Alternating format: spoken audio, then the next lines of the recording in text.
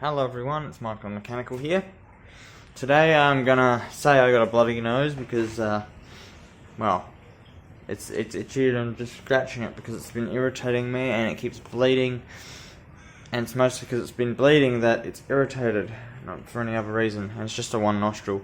But anyway, it's not about my nose. This video is definitely not about my nose. Sorry about that. I just want to explain why I'm itching it. No, what it is about injection pumps. Now I got two here. There's one right here in the box. Can't see it. I've written down the head piece, and this is broken. And I have another pump here. We had 3, now we have 2.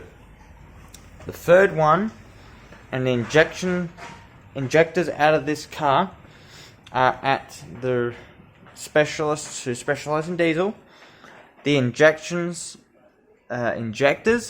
have also failed, on top of the fact that the pump also failed. They checked them to see how well they were working. They were not atomizing correctly, so they're going to rebuild them or recondition them. I don't know exactly what they're going to do. I just told them they were replaced this year. They weren't replaced too long ago. And, well, I shouldn't have put them in front of an old pump that I don't even know what the condition is. Because, truth be told, I knew that was a stupid thing to do, but I needed injectors in this car, and I just wanted to recon them because of little potential issues I was having, and I didn't want to stuff anything up or anything. It was just a weird scenario which I didn't really know what I should have been doing. I just decided I'm going to go spend the money and get this done. Got it done, and now I've got crappy injectors. So, don't know how much you're going to charge me for the injectors, but we'll see. The injection pump is at the reconditioners. They pulled it apart. They've told me everything that's wrong with the pump. So when we had that video earlier about the injection pump, and it's gotten a lot of views, I want to rehash on that a little bit. A lot of what we did was wrong, and you wouldn't even know. So we had the wrong seal kit. Sure, we had a seal kit, but it was the wrong one for that pump. And that's one of the things they've iterated on. Said, wrong seal kits, it's in there. Wrong seal kits, it's in there. The plate that we made up, they're saying is sticking to the little shafts. But I'm pretty sure my dad cleaned them up as best as he could. But I don't know. I don't know at all what's up with that plate. But they're not going to use it. They're going to put a genuine one in there because I broke that one, the original. So we made that one up. They said something about the shaft was sticky as well. So where the bronze bush my dad made up, he said it's probably a little bit too tight, but it'll be fine, mate. Should be right, mate. They said, nope, not alright. That's not okay. That's not good. So they said that's bad. They said that the pump had lots of sticky components. The valves were sticky. Everything was wrong with it, and there was some sort of sticky oil in there. I don't know what oil we used for assembly, but it was too sticky. And it was no good, apparently. That's what they said. Now, I don't know what else that was said, because I can't remember. But once I get the quote, we'll run through it and talk about whatever they've said. If there's any written reports or anything, I'm going to read them out with you guys. Share the insights on the original pump that came off this car. I don't know if I can afford this. The pump prices just started going up. It's gone from just a pump and injectors to potentially more. I'm sorry, I'm also not describing myself very well as well. I've been a bit stressed, a lot stressed. Might be a bit more relaxed now after having some tea and sitting down for a while and doing nothing. But the pump, I was hoping that my injectors would be fine. I've estimated for the injectors included on the total, including the pump. Because I didn't know what the condition of the injectors were. I'm going to assume that they're going to be faulty. They gave me a quote, $18.50 on the pump, essentially. That was about roughly what they told me. So that's $2,250 between the two things, if, there's any problems. However, the pump price might go up. The housing is no good, and they got to replace the body of the pump. That's another one of those issues. Now, to point out a few things. There's a fuel supply pump in there, I believe. They're going to have to replace that. It was really worn out anyway, so didn't know when it was going to seize or blow. The one that was on my car just seized and blew, and I'm going to guess it's a supply pump that's stuffed up because they wear out real quick. That's the reason why you got to rebuild these things. It's not the high pressure side that goes bad, it's the low pressure side that goes bad. So there's like a vane type injection supply fuel pump right here. In this section here there's a vane pump, and that's what goes bad on these. That's when they wear out. Mine, I believe, on that pump was about 50% worn out, so they'd be replacing that guaranteed, or repairing it, whatever they can do with it. The body of the pump, this section here is no good. I don't know what they said about this, but the plunger is getting sticky in there, so that wasn't good. They said the shaft on the pump, so this shaft here that spins when you're turning this, was too tight. Way too tight, no good. So it told me a lot of little things that were wrong with it. So that's that case and scenario. I don't know anything else because I don't remember anything else, but I have been really stressed. I'm still waiting for parts. I'm going to get the exhaust manifold soon, and it will fit. Guaranteed it will fit because it's the right bolt pattern. I never change the bolt pattern. However, there may be a modification that needs doing, unless it was intentionally made up but never completely drilled and tapped and all that stuff.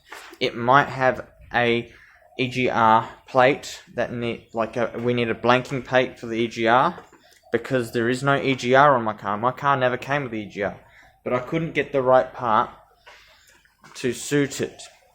The supplier wouldn't make one up, so they cancelled it. They kept cancelling the order, and I couldn't get an exhaust manifold. Comes up with an idea, let's try to find one similar. Found one that was similar, but it was completely sealed up. There was no holes in it, so I figured, okay, there's a chance. This will be allowing me to use this one, and if I want an EGR, I could put one on there, but I have to drill and tap holes. However, I might not need to do that if I'm lucky. If I'm lucky, there won't be any reason to do any hole drilling or anything, because we don't want to drill holes. See, I'm confused myself. I'm confusing myself. Also, here's another interesting thing. This is the gear that came off my car, right? It's a square tooth. This is the one that came off this engine here. But this gear's no good because it's been hammered. I've been running a square tooth crank gear to run my timing belts. That literally came off my car. The square tooth one came off the car. And look at this. They're all round tooth. Round tooth there. The pump's round tooth one isn't here. But you get the picture. Out of all three of those gears, you can apparently get away with using the crank as a square tooth, which just seems odd. But also it could potentially cause damage to the belt, wear it out excessively. I have no idea what it could do. Other than potentially that's all I can think it could do, because it's not conforming correctly, so it's putting pressure on certain points incorrectly. Yeah, that's all I can really think of. Otherwise, I think we've done well with this car. I read up, I've actually been doing some homework and research on this car, this engine again, to see about the cams and stuff. So, I'm not the only one who's blown the cams before, or the roller rocker arms and all that stuff. I read someone who's been in a similar boat, and I believe it was either the cam or the injection pump was having issues. It ran, then it smoked, and then it ran like crap, and then it blew the belt, and then it blew the top end caps, and they'd done this 2 to 3 times. And they spent money on their car, and they're like, I've had enough of this thing already. You want to get rid of it, unless someone can tell me what's wrong with it. So, he got told, you're probably running the wrong, timing gears potentially. You're getting a square tooth or round tooth belt. That was what it related to, apparently. From what I understand, people stuff up all the time with these. And when something goes wrong with the timing, it almost always destroys the top end. It happened to me once. The second time that it ever happened to me is now. This is the second time that something like this happened. And guess what? My top end is in one piece. There's nothing broken in there. Unless the valve's bent, of course, then I'm in the shit. But I won't know that until I pull the head off, which I don't want to do. What I want to do, I want to pull this engine out. It's about time we put the new engine in. I'm going to pull that engine out. I'm going to put the new engine in once I've got everything organised and ready to go. Put that engine in. I might just put the block in the car anyway, when I feel like it. And then, from there, once I get the injection pump, I want to put the injection pump on pretty much first if I can, or if I can second. And I also want to put the head on. Now, when you buy the engines, they don't come with the injection pumps. They always leave crank, that's all you get. You have to put your own injection pump on. So what's interesting is when they do it, I'm not doing that. So I'm finding, why do I want to do it like this?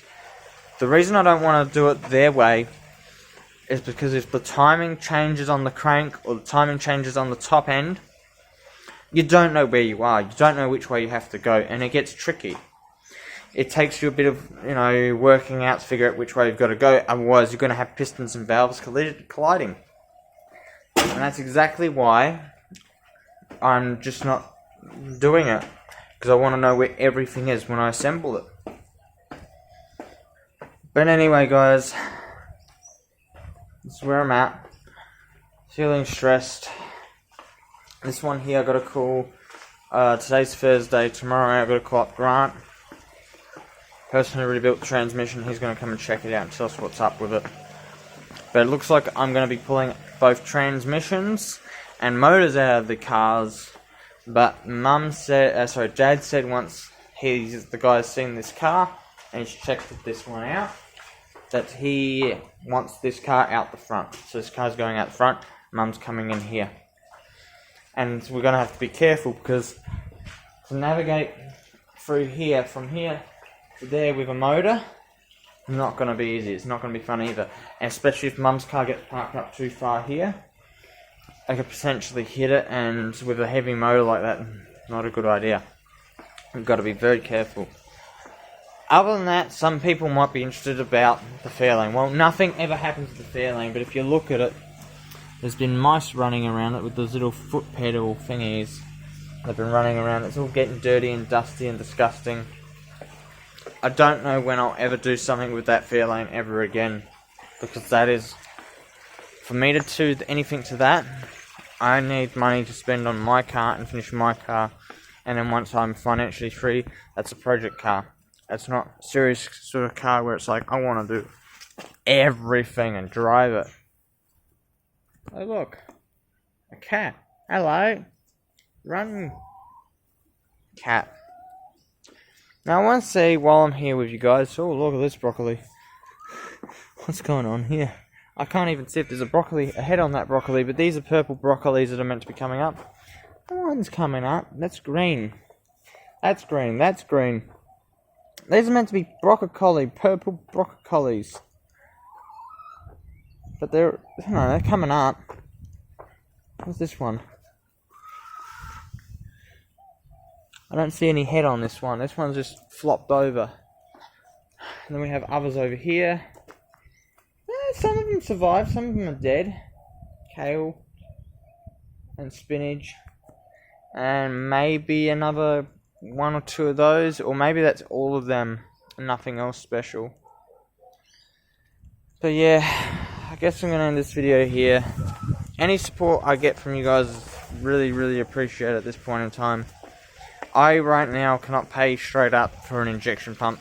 And people have to understand that there's going to be people like me. We're smart people, but we can't afford everything. We're smart people, but we're not very good at getting jobs and earning the money that we need for these sort of things. And we're also got some bad habits which we need to break. My bad habit, I want a car so that I can go to work. I can use my mum's car, I could use my dad's car. I could take a taxi, I could take a bus, I could walk, I could run, I could ride a bike. I could get a motorcycle, potentially, if I get a license for it. And they're all different options that make open up different avenues.